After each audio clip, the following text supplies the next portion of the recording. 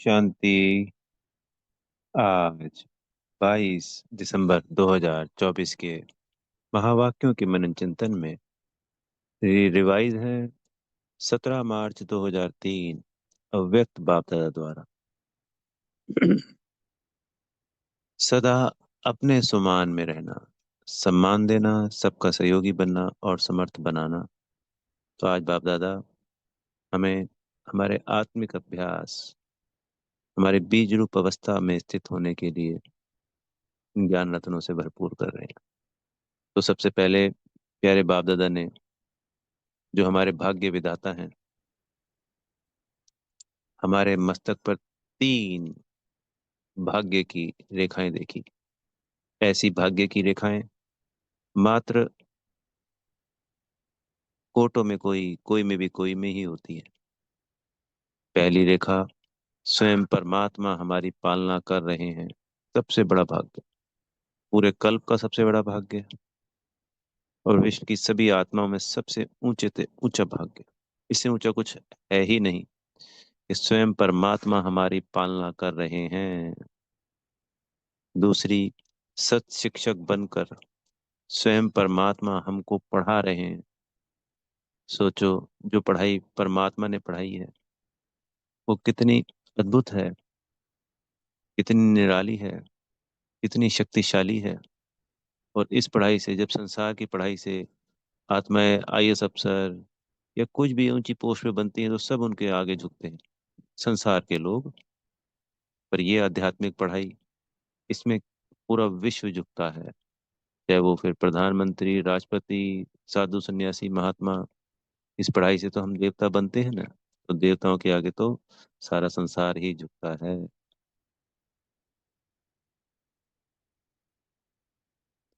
और अभी पुरुषोत्तम संगम युग पे भी जैसे जैसे हमारी पवित्रता, हमारी स्थिति शक्तिशाली होती जाएगी, तो विश्व की प्रत्येक आत्मा, चाहे वो कोई की भी, किसी भी देश का कितना भी वीआईपी क्यों ना हो, वो उस प्रत्यक्ष बीकेएस के सामने झुकेगा, झुकेगा बाबा के समक्ष।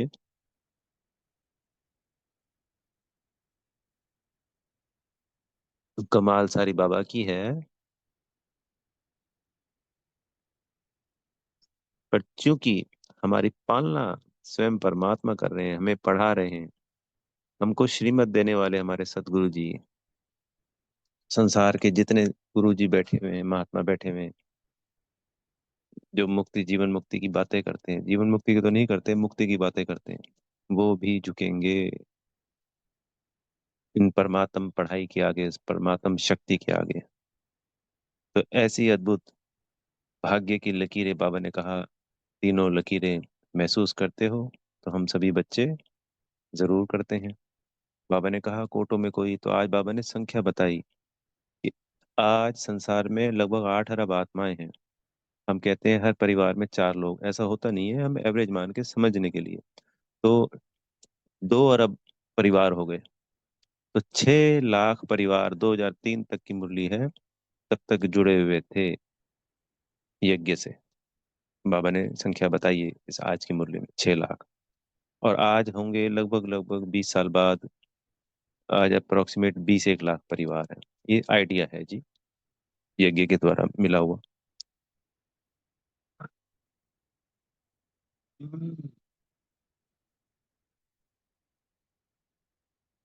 तो कोटों में कोई, कोई में भी कोई हो गए ना। हमसे अद्भुत, हमसे सौभाग्यशाली कौन हो सकता है? कोई हो सकता है? बाबा ने कहा कि ये तीनों ही श्रेष्ठ मानी जाती है हर आत्मा के जीवन में। श्रेष्ठ पालना, श्रेष्ठ पढ़ाई और श्रेष्ठ मत। पूरा कल्प हमें किसकी मत मिली? दैवी मत, दैवी पालना, और फिर मनुष्य मत, मनुष्य पालना, मनुष्य पढ़ाई। पर उनसे तो प्रारब्ध कुछ बनी ही नहीं और कुछ हुआ ही नहीं। चलो, देवी में तो हम, देवी गुण परमात्मा की दी हुई शक्तियां थी, उन्हीं देवी देवताओं को जो हम बनते हैं, तो हमारे अंदर वो जो ज्ञान है, पालना है, वो किसकी है? वो परमात्मा की ही है। पर मनुष्य मत में तो हमारी क्या हालत हो गई, हम सभी जानते हैं। तो इस पढ़ाई में, इस पालना में, इस मत में और उस संसार वाली में जमीन आसमान, रात दिन का फर्क है। वो अंधेरा है और ये उजाला है। बाबा ने कहा कि आज भी कि वाह बाबा वाह के बच्चे गीत गाते हैं, और बाप हमेशा वाह बच्चे वाह के गीत गाते हैं, क्योंकि हमें हमेशा अगर हमारा ये भाग्य याद रहेगा तो हम क्या गीत गाएंगे। वाह मेरा बाबा वाह, वाह मेरा बाबा वाह। फिर बाबा ने आज हमें ने बनाया है, बताया कि स्मृति स्वरूप बनना है, सोचना स्वरूप नहीं बनना है। मैं आत्मा हूँ, मैं आत्मा हूँ, हम दिन में रट्टे लगाएं, हम सिर्फ सोचें, पर हम उसको फील ना करें, महसूस ना करें। जैसे मान लीजिए बाबा कहते हैं सत्युग को याद करो। सत्युग में जाके सत्युग को जब हम याद करें तो अपने आप को महसूस करें कि वहां की घास पे हम नंगे पांव चल रहे हैं, तो उसको महसूस करें, ऐसा होता है। गहराई में जब जाते हैं तो फील होता है। फिर वहां की हवा को महसूस करें अपने ऊपर, वहां के जल को स्पर्श करें। परम धाम जाते हैं तो वो जो शांति धाम है, शांति का घर है, शांति का सागर है, तो उस शांति की हमें अनुभूति होती है। जब हम गहरे योग में जाते हैं तो हमें यहाँ जब वापस अपनी स्थिति में आते हैं तो हमें बोलने का दिल नहीं करता है। हम कितना अच्छा महसूस करते हैं, बिल्कुल शांत। तो ऐसे ही हमें सदा स्मृति स्वरूप बनना है इसका। इसका कि मैं आत्मा हूँ, ये सोचना नहीं है। जैसे बाबा ने कहा कि कोई 63 जन्म मेहनत करी क्या आपने देह बहान में रहने की? नेचुरल हो गया ना। आज सदा ही देह बहान में रहना एक नेचुरल बात है। इसी तरीके से अपनी स्थिति में स्थित रहना, देही अभिमानी रहना, ये नेचुरल नेचर बन जाए। जैसे हम कहते हैं ना, ये तो मेरी आदत है, ये मेरी आदत है, ये मेरी आदत है। तो बाबा कह रहे हैं ये देही अभिमानी बनना ये लास्ट स्टेज होती है।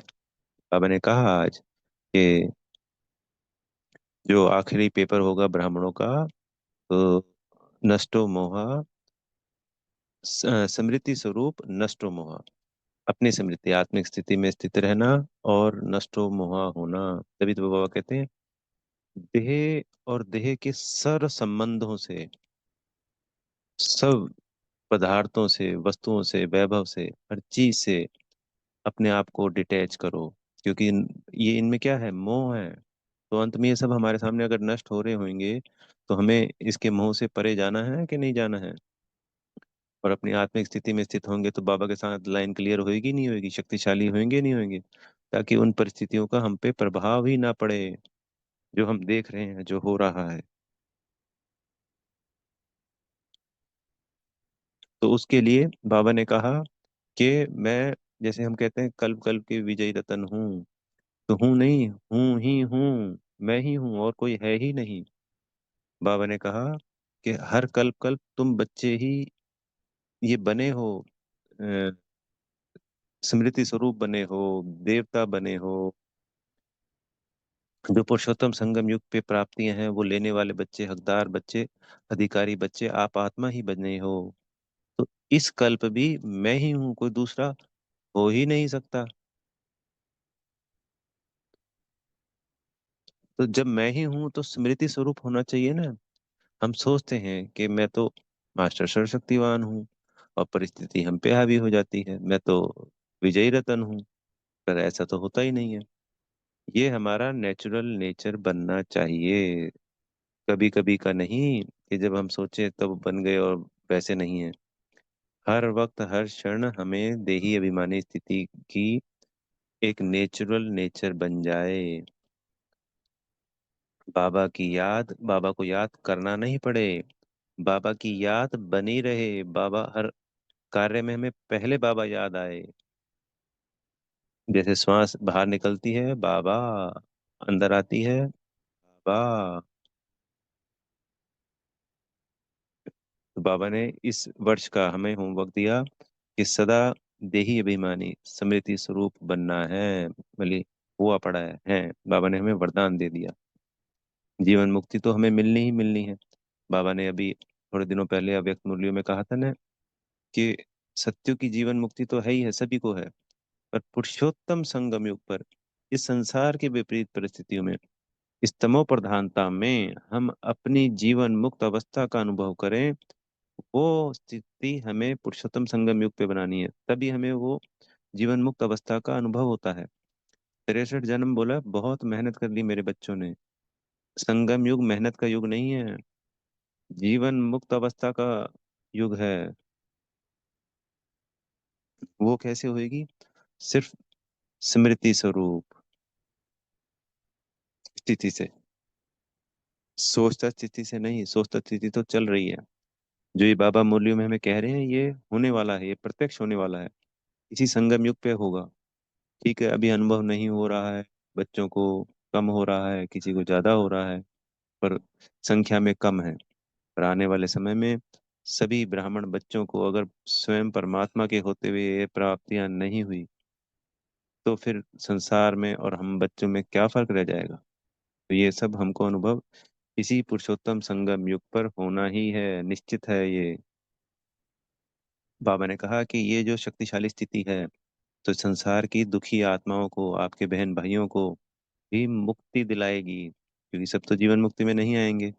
और जो ज्ञान में नहीं भी चलेंगे, तो हमारी शक्तिशाली जो वाइब्रेशंस फैलती हैं, उससे उन आत्माओं को सहयोग मिलता है, शक्ति मिलती है।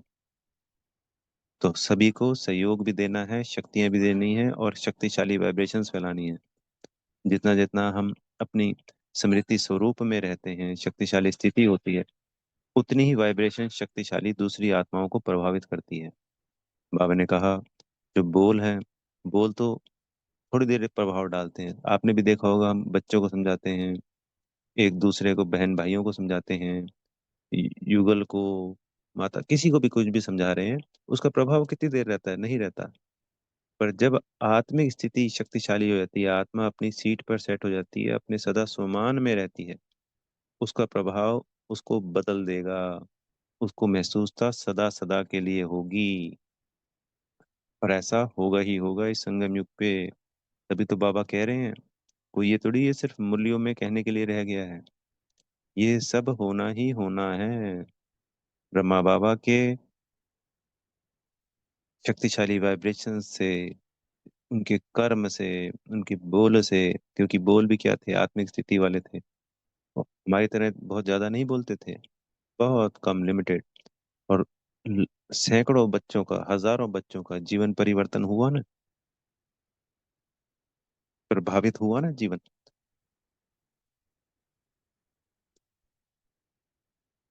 दादियों के बोल से, कर्म से, शक्तिशाली वृत्तियों से इतने ब्राह्मण बच्चों का अनुभव है, परिवर्तन हुआ ना, तो वो सब हमारे द्वारा भी होना है। ऐसा नहीं कि वो सिर्फ दादी और बाबा के द्वारा ही हो। अभी तो बाबा रोज मुरली में कहते हैं, साकार मुरली में, आत्मा समझो, आत्मा समझो, आत्मा समझो, देह और देह के सर संबंधों को भूलो। यही पहला पाठ है, और यही आखिरी पाठ भी है। अंत में यही तो है ना, नष्टो मोह स्मृति स्वरूप।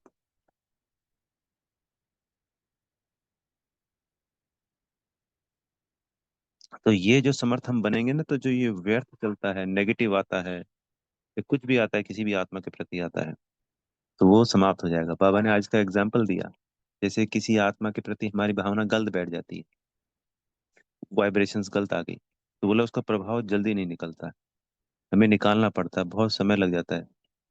कई बार तो आत्मा ध्यान ही नहीं देती, चलता ही रहता है दूसरे के प्रति। पर एक बार गलती से आ जाए, तो कितना लगातार चलता चलता है, फिर उसको दुआएं देनी पड़ती है, सब कुछ उसको भस्म करना पड़ता है, तब जाके मिटता है। तो वाइब्रेशन ही तो थी। तो हमारी पॉजिटिव वाइब्रेशंस तो नेगेटिव वाइब्रेशंस के मुकाबले हजारों गुना शक्तिशाली होती हैं। तो जितनी आत्मा अपनी शक्तिशाली स्थिति में होएगी, स्थित होएगी, उतनी वाइब्रेशंस उतनी दूर तक जाएंगी, और उतनी ज्यादा से ज्यादा आत्माओं को प्रभावित करेंगी, और उनके जीवन में परिवर्तन लाएंगी, उनको उतनी ही प्राप्तियों की अनुभूति होगी। फिर आज वरदान में कहा बाबा ने, इसी से रिलेटेड वरदान है, सोमान की सीट पर सेट हो, हर परिस्थिति को पार करने वाले सदा विजयी भव। तो जब हम सोमान की सीट पे, आत्मा अपनी स्थिति में, बाबा कहते हैं ना सकार मुरली में, अकाल अकाल तख्त नशीन, स्वराज्य अधिकारी, जब हम अपने इस अकाल तख्त पे सीट पर सेट हो जाते हैं, जैसे कोई भी अधिकारी आता है, सरकारी अधिकारी अपनी सीट पर होता है, तो उसकी बात का प्रभाव होता है। जब रिटायर हो गया या वो सीट पे नहीं है, मान लीजिए किसी कारण से सीट से हटा दिया गया, तो उसका प्रभाव नहीं रहता ना। ऐसे ही हम आत्मा अपनी सीट पे सेट नहीं थे जब तक हम बाबा से नहीं मिले थे। फिर जब ये हम ज्ञान, योग, धारणा, सेवा, बाबा की श्रीमत का पालन करते हैं, तो आत्मा अपनी सीट पे, जहाँ पे उसको होना चाहिए ना, जहाँ हम भ्रकुटी के मध्य में स्थित हैं, वहां पे स्थित होते हैं। उस सीट की सेट की बात करते हैं बाबा। तो जब आत्मा उस सीट पे सेट हो जाती है, तो उसका प्रभाव चारों तरफ फैलता है, और उसकी हर जगह विजयी विजय होती, निश्चित है ये। परिस्थितियां आना ही बंद हो जाती हैं जब हम शक्तिशाली आत्मा बन जाते हैं, क्योंकि हमारे यहाँ चारों तरफ एक शक्तिशाली ऑरा बन जाता है। तो उस ऑरे में कोई प्रवेश, व्यर्थ, अपवित्रता, नेगेटिविटी या कोई परिस्थिति प्रवेश ही नहीं कर सकती। पर उस ऑरे को बनाने के लिए उसका जो साधन है वो एक ही है, स्मृति स्वरूप बनना, आत्मिक स्थिति में रहना, उसके लिए सुमान में टिकना।